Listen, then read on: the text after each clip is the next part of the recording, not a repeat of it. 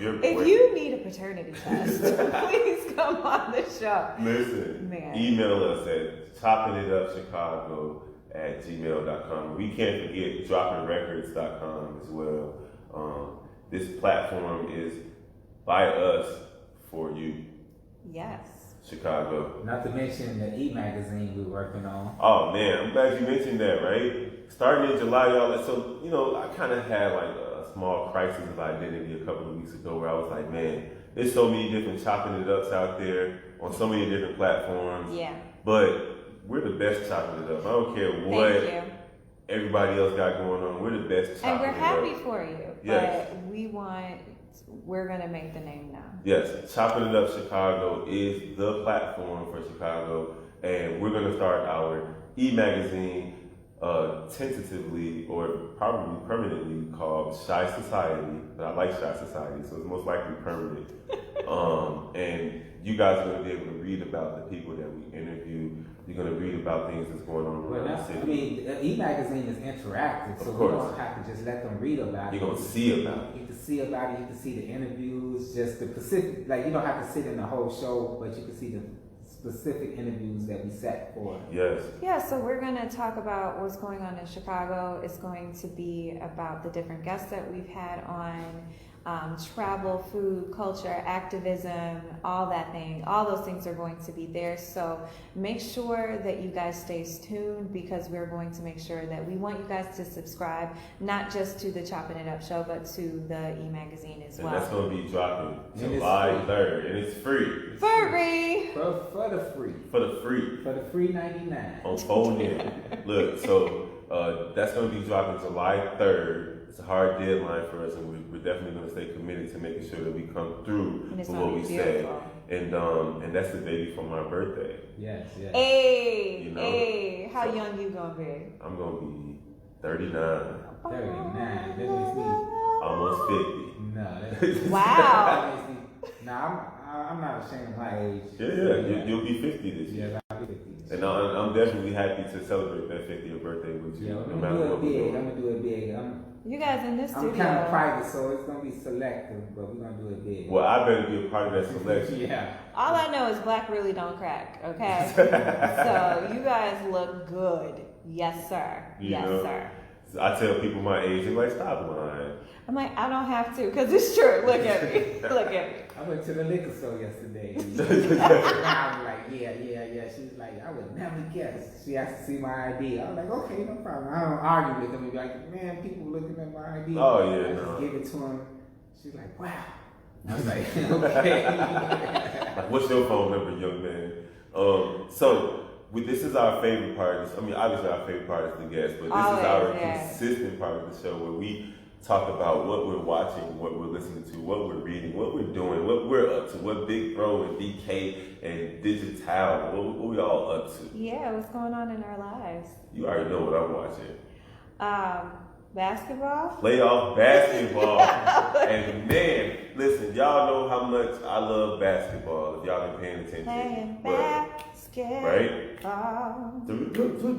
Playing basketball. Hey, listen, I love you guys probably as much, not more, but as much, because I just missed the overtime game 7 in the NBA playoffs. That means a lot. The Milwaukee Bucks and the Brooklyn Nets, KD, Giannis, Chris Middleton, all those guys out there, even James Harden. And if you guys haven't seen the score yet, and you probably got it recorded, then don't listen to this next part. I'll give you 3 seconds. 2, 1, go ahead. The Milwaukee Bucks have upset the Brooklyn Nets in Game 7 in overtime. In overtime, by what? What happened? Giannis Antetokounmpo. So I'm gonna get into the Milwaukee. I think they're gonna win the championship. Oh man, but the Clippers are playing big basketball. Phoenix is playing good basketball too. Milwaukee got good D. Nobody got good D in the NBA no more. What are you talking about? But I'm thinking the Milwaukee gonna win the championship. I'm gonna stick. But yeah, Milwaukee is moving on. Shout out to your big brother and my uncle, Olandis Randy Jackson. He was telling me that it's gonna be the Clippers and the Brooklyn Nets, man. I've been telling you, that's how he said. I've been telling you the whole time it's gonna be the Clippers and the Nets, and now the Nets are out of it.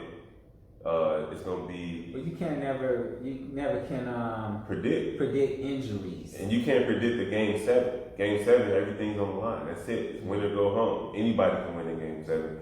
So shout out to the Milwaukee Bucks. They're about an hour 45 minutes north of us here in Chicago. Mm-hmm. And I know that those people out there are really excited to see those guys get over the hump, because for the last few years, they've been expected to win, and they haven't. So for them to go out and beat a good team, even without Kyrie Irving, they still had Kevin Durant for the entire series and James Harden for a couple of the last few games. And Milwaukee still overcame that hurdle, and now they're going to the Eastern Conference Finals to play the winner of tomorrow's Game 7. I love Game 7, as long as it's not my team, between Philly and Atlanta. The Western Conference Finals starts tomorrow with Phoenix and the Clippers. That's going to be a good one. Hopefully Chris Paul gets to play. He's in the protocol for COVID. Yeah, that sucks. Over the past week, one of my friends had a birthday, so I went over his house and barbecued. But he was showing me videos that he went to the game. He went to a Brooklyn and Milwaukee. They drove up from Chicago and went there. Wow. So I was excited for him. I was like, wow, that's cool. Yeah, I had a few friends that did that as well. Shout out to Jonathan Kier Gregory and my girl Torland T. Buchanan. They both went to a few games in Milwaukee as well. Okay, so this is funny to me, right? Because when it comes to football, Chicagoans are like Wisconsin die. Just die. Yes. Always 100%. Die. But when it comes to basketball... No, let's reiterate 100%. my auntie, she just did there's this tour that you can do. You can drive from Michigan through Milwaukee, through Wisconsin and around to see the whole Lake Michigan, right? Oh, okay. And yesterday she was on showing us Green Bay. We don't speak that. And all of us was like, you can skip that part of the trip. You don't even gotta show us the video of you driving through Green Bay. Man. We don't want to see no cheese or nothing. Keep going. Man. But when it comes to basketball, we're like, okay, Milwaukee. Okay, we're not mad at you. Absolutely. So, I mean, personally, I think that is hilarious. But I mean, basketball is the sport that I watch. Once again, football and me, we don't care. You know you hate baseball. It's boring. Except when you at the game. Well, it's boring unless you are drinking. Unless you're drinking. Yeah. And to me, I'm not. Or if you're a child and you're just eating copious amounts of junk food. No. So I thought the same. Maybe. Okay, I think maybe until a certain age, but. But anyways, shout out to everybody who's playing. Mm-hmm. They're doing good. I just saw somebody put something up of D Rose and his evolution. Yes, shout out to D Rose. Yeah. Man, that kid is nice. He got a first place in NBA MVP vote this year. No, that was from the fans, but it still matters. Yes. And he also was in the running for the Sixth Man of the Year. Okay. To see him overcome all the injuries that occurred to him. Man. After his injury that kind of took him from being at the top of the mountain to the bottom of the mountain. To being in a wheelchair. Yeah, people wrote him off. Oh, man. And the mental fortitude, the physical fortitude to overcome all those things, to go from different team to different team, to catch on with the Knicks, help lead them to the playoffs was great. And I actually believe that it helped solidify his case for a future Hall of Fame circumstance. So shout out to D Rose. Well, he's a Hall of Famer. He's a first rounder Hall of Famer. He was the youngest player to ever win an MVP. I'm not sure if he's first ballot yet, but I understand what you're saying. There's no MVP who hasn't won a Hall of Fame, who hasn't gotten to the Hall of Fame. Mm-hmm. But prior to these last couple of years, the jury was still out. Mm-hmm. But he's put himself. He got a few 50-point games. He got a bunch of experience, a bunch of points. He's still very, very good at playing basketball. Yeah. And we're proud of you, D Rose, Derek Rose. Man, we definitely gonna support you and represent you until you retire and well after you retire. Very true. Well, I'm not watching sports, but that's nothing new. I actually rewatched The Witcher. Okay. I started to watch that, but I didn't get through the first 15 minutes. I bet y'all never played the video game either. You're right. I haven't. My husband has. But I rewatched it because it's going to be coming back. I think they said it's coming back in December, so it might be November, December.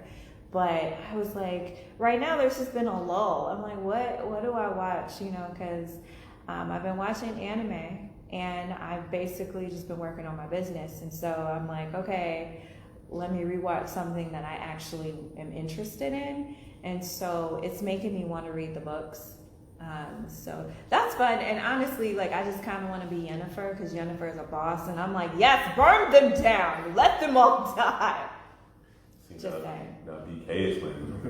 You know what? But he didn't say nothing to her. He said. But she didn't hit it as hard as you. Oh, okay. I see. That's what you see. I was still a lady about it.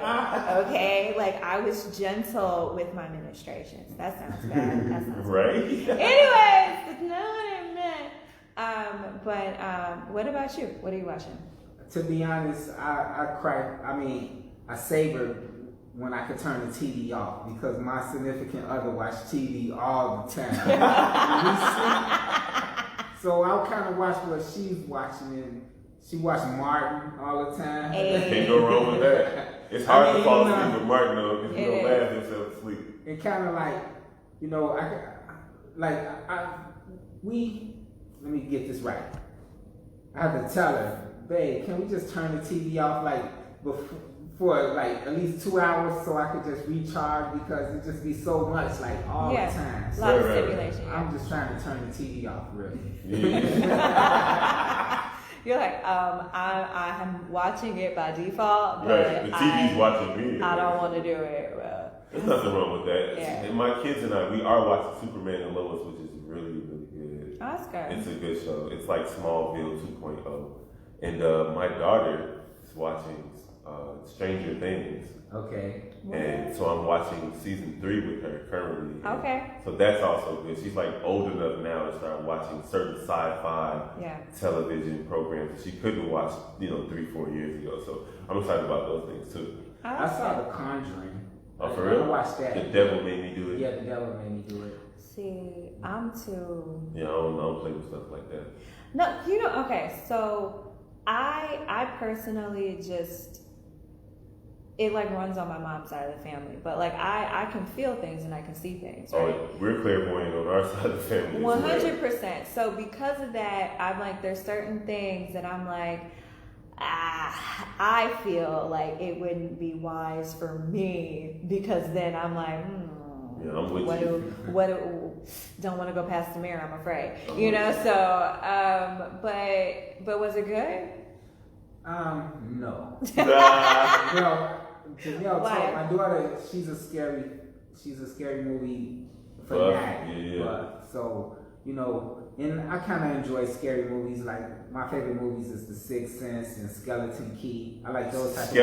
Skeleton Key is like those my would be favorite. My type of movies. Okay, but see, Skeleton Key is awesome. So let's have this discussion, right? Because The Sixth Sense, and like I haven't seen Skeleton Key, but I feel like I could watch that. To me, that's more of a thriller than it actually being. The Sixth Sense was not scary at all. It wasn't scary to me. Skeleton Key was scary. That's why I'm like, I haven't fully. I keep watching the preview, and I'm like, I keep checking it out. It's awesome movie. But awesome. But like that's like I can watch a thriller. I want to know like right before the gore, right before. Oh, there's no gore. There's no Right? gore in Conjuring. There's no gore. It's like it's just Possession. It's not even possession. Is okay.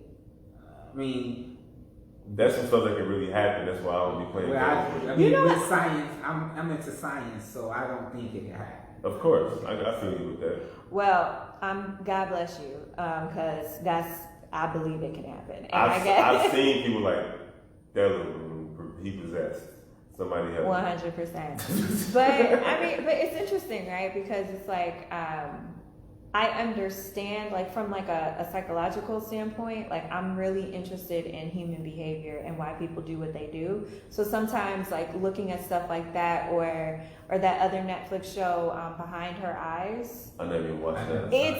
It's a very good show. It makes me want to like punch one of the main characters dead in her face, because I'm like, you know better. But she punched the table. I did. But he didn't say nothing. You know We're what? not going in the blue. We went in the Because blue I'm with you. special. But it deals with like paranormal stuff. It deals with like a slight possession in a way. But stuff like that is interesting to me. But like Conjuring, I just hear my mom's voice in my head. She's like, "Look, we play with a lot of things, but we don't play with this." Right. Right. Now I wouldn't like grab a Ouija board and start playing with it, but like as far as watching The Conjuring and stuff like that, like, you know, I believe in God. Well, I don't call it names or nothing. I don't have. There's a higher power. It's a higher power, but I don't have sacred rituals that I practice and stuff like that. I believe in God and science comes together. They go hand in hand. I agree wholeheartedly. So for me to watch The Conjuring, I could see the pure entertainment in it. Yes. There's nothing religious to me. I'm the same way with like there are people that's like, I can't read Harry Potter. Like, well, you missing out on great literary work. That's your bad. It's not about for me, The Conjuring isn't about religion. Mm-hmm. It's about the fact that if you have seen something that basically you can't explain, and it's something otherworldly or spiritual or something like that, and you know that there's something out there like that, then I guess it's like, if I'm saying that if there's a higher power, if there's something, you know, that we consider good, there's something that can be bad, right? Right. And so if something is as powerful to, you know, come together and create life, then you have other things that can destroy. And so I think that not everything is, you know, bad, or, you know, when it deals with certain things, but like that, I just believe that you have to be careful. But that's me. Like, if you want to watch it, go. You do you. No, I'm also a scaredy cat when it comes to stuff like that. I'm just like, I'm okay, thank you. I was so like, I remember when they redid Texas Chainsaw Massacre, and I saw it. I didn't watch either one of the It movies either. No, okay. So here's the thing. Okay, I have two stories. One, Texas Chainsaw Massacre. I saw it in the movie theater, and I was freaking out. And I know. One, because it's based on actual events. Right. And two, in my mind, I was like, wait, they never technically caught him. He could be sitting in this movie theater right now. Mm-hmm. He could be, so my mind went everywhere. I think it was a whole community. It most likely was. It probably was. I don't even know what you're talking about. But, like, in the movie, it's portrayed as just one person. It was his family. He was hunting people to feed his family. Leatherface and cannibalism. Well, see, even more reason why the fact that it was based on reality is what freaks me out. But with it, okay. If when UPN was a thing, shout out to everybody who grew up when I did. I was watching UPN on a Saturday morning. It was 11 a.m. and it was on. And Why would they show that during daytime? But that's my point. I didn't know what it was. I barely watched Bozo the Clown. I remember just watching these three kids just like with their backpacks on, like about to go somewhere. And I'm like, oh, I wonder what this is. And they're like, oh, it. And I'm like, okay, I don't know what that is. So I'm sitting in 11 years old watching this. And all of a sudden I see this clown just come and just is a demon and kills everybody. And I was scarred. And then I decided a couple years ago when the second one came out, me and my wonderful friend, shout out to Katora, we decided we're going to be brave.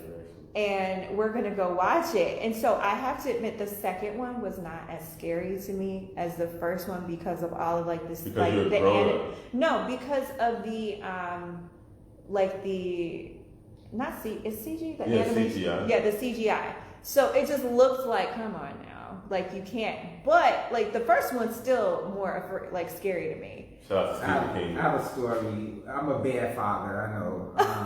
Wow, it started like this. Yeah.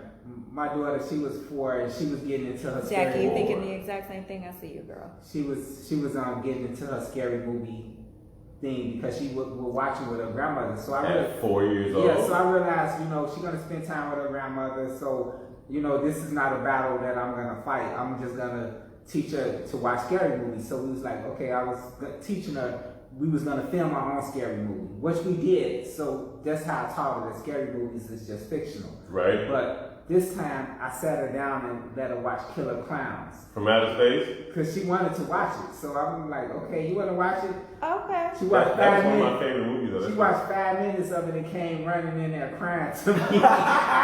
That's one of, as much as I don't like clowns, Killer Clowns from Outer Space was always a funny movie to me.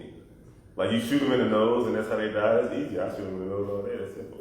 Right, but You're at 4 years old, I think the clown scared her. I guess that's a little different. Yeah, clowns, I mean, they can go either way. You know, on the one hand, you see them as a kid, you're like, oh, bozo. On the other hand, it's like demon, get it away. See, like as a parent, I think I could teach better when I could show you, when I could say, okay, that's why I don't let you do certain things. I'll let her do it that time, but then the next time I'll be like, you know, remember that time I said you shouldn't did it and this did that to you, so we're not gonna do it this time. Okay. All right, so we've been watching some pretty interesting stuff. What have we been listening to? Anybody listening to anything new? Y'all know I've been listening to everything. I have been listening to Emily King. Okay. She is, I love her voice. I love her so much. She's been around for a long time. She had a major record deal, then she went independent. She is from New York, and she just has this beautiful, like, bluesy soul type voice. Okay. I've also been listening to Yebba. Have you guys heard of Yebba? Yebba. No, we can check them out. Yebba basically could compete with Adele. You know what's funny though? You mentioned the bluesy voice.